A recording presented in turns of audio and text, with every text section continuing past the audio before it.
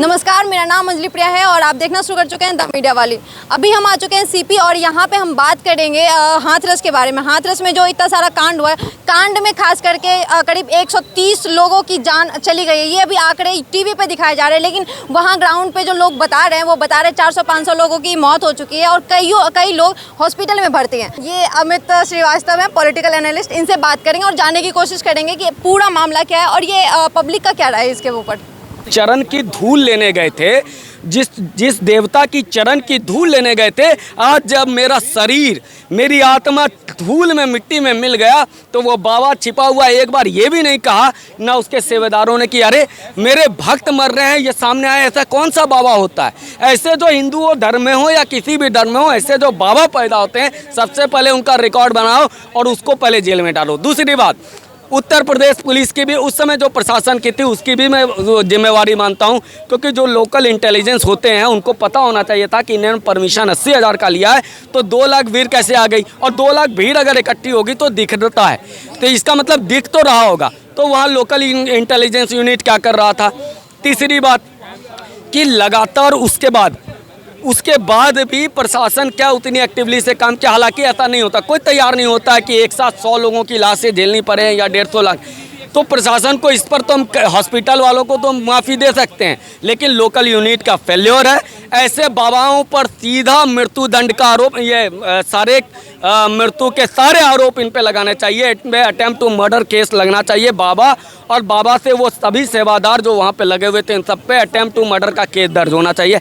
और योगी जी ने आज जो से कहा है कि जांच हो, ये जांच वो कमेटियों की तरह ना हो कि नेहरू जी अपनी गलतियों को छिपाने के लिए शास्त्री जी के हाथों एक कमेटी बनवा करके मामला दबा देते थे। ये वो जांच होनी चाहिए जो प्रमाण हो, प्रामाणिक हो और न्याय हो ही नहीं, न्याय होता हुआ दिखे भी। ऐसे चाहे बाबा हो चाहे लोकल यूनिट हो, इन सबको एक्शन पर ले योगी जी, और बुलडोजर का इंतजार मैं कह रहा हूँ। मैनपुरी से इस बाबा का क्या संबंध है, क्यों अकेले, और तमाम जो इसके नेता हैं, कई पार्टियों के नेता, समाजवादी पार्टी के नेता के साथ फोटो, खैर फोटो किसी के साथ भी हो सकता है, लेकिन वो लोग, नेता लोग इनको बचाने का प्रयास न करें। जो प्रयास करे योगी जी का बुलडोजर उसके घर भी जाए। तो ऐसे बाबा का जितना ज़मीन है वो सबको कब्जा करके, जो लोग मरे हैं ना, इनका इंसाफ मुझे योगी जी का सही लगता है। ज़मीन को वापस लो, सरकारी ज़मीन को, और पीड़ितों जो कमज़ोर हैं उनको दे दो।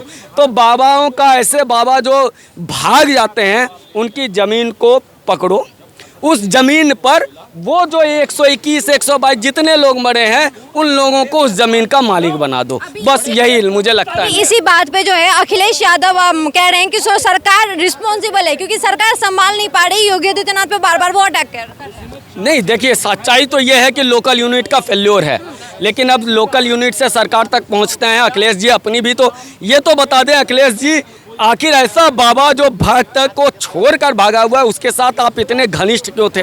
अगर राजनीति घुसेगी तो राजनीतिक प्रश्न खड़े होंगे। अगर ये सामान्य सी बातें होंगी और कोई घटना पर बातें होंगी तो घटना पर बातें होंगी, लेकिन राजनीति घुसेगी तो अखिलेश जी आपके तो बहुत करीबी रहे हैं बाबा, फोटो सर्कुलेट हो रहा है, तो फिर आप बता दो बाबा कहाँ है? मैनपुरी से बाबा का क्यों इतना संबंध है गहरा वाला, और बाबाओं को, ऐसे बाबाओं को ज़मीन किसके समय में मिला है, ये भी बता दें अखिलेश जी। तो राजनीति से ऊपर उठकर अखिलेश जी, और अखिलेश जी पे टिप्पणी करना मुझे लगता है मेरे बस की बात नहीं है। वो भाई साहब इतने पढ़े लिखे हैं कि कहते हैं पैरासीटामोल 500 ग्राम पहले खाते थे, मेरा फीवर उतर जाता था, अब सारे 600 ग्राम खा रहे हैं। बीजेपी वालों ने घोटाला कर दिया।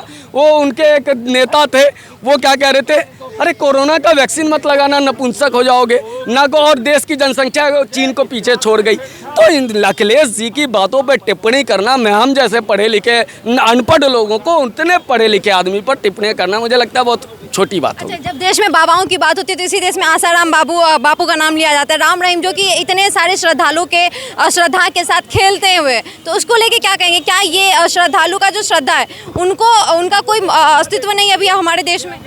बेटा, एक बात मैं बताता हूँ, तुम अपने आप को समझाओ, अपनी मम्मी को समझाओ, मैं अपने आप को समझाता हूँ, अपनी मम्मी को समझाता हूँ। ऐसे बाबाओं के चक्कर में के लिए कानून होना चाहिए कि नहीं होना चाहिए? कानून, जहाँ पर लोग 2-2.5 लाख लोग खड़े हो जा रहे हो, वहाँ कानून आप क्या करोगे? आप करो, आप अपनी मम्मी को समझाना कि ऐसे बाबाओं से दूर रहो, और मैं अपनी मम्मी को तो अपने घरवाली को समझाऊंगा अपने कि भैया ऐसे बाबाओं से दूर रहो। क्योंकि ऐसे बाबा जो भक्त, अब मैं आज भी जब आसाराम बापू का मामला हुआ तो मुझे आज भी याद है कि हम जंतर मंतर पे इनके सेवादार और बहुत लोग समर्थक आए हुए थे।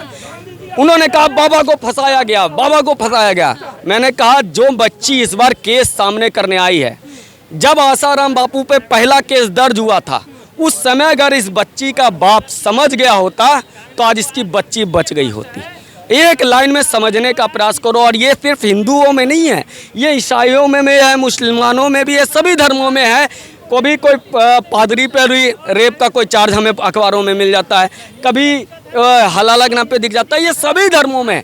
इसीलिए मैं सभी मजहब वालों को कहता हूँ कि भैया इससे बाहर आ जाओ, अपने घर वाली को समझा दो। एक दिन में ना तो अंबानी बना है, ना तो अडानी बना है, ना तो राहुल गांधी बने हो, संघर्षों के बाद बनोगे। राहुल जी को छोड़ देता हूँ, मतलब नेहरू जी के पिताजी जो यहाँ पे फादर जो पादरी हैं, कई पादरियों पे आरोप लगा, कई मौलवी मौलानों पे आरोप लगा, कई बाबाओं पे आरोप लगा।